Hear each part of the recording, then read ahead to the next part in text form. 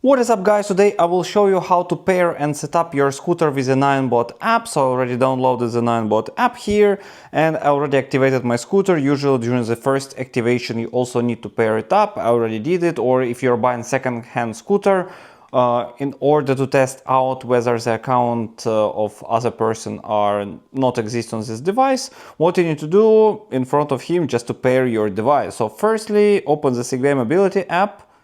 I have already other scooter here, so click add the vehicle, Bluetooth search and connect. So as you see, you have different scooter. Ninebot Scooter F3 is available here. Click on it. So actually it's asking Bluetooth connected, navigation is available, connecting, please wait. Take some time, device to be paired, need to click the power button. One time, device pairing successfully, click OK. Then on the top you will see your email. You need to click bind, Bluetooth pairing complete, so now need to wait, bind successfully, then you need to watch riding guidance video. So actually it's some things that you can just skip. Done. That's it. So now you binded your scooter and you can use all the function of the app, you can change it and update your firmware and do the other things.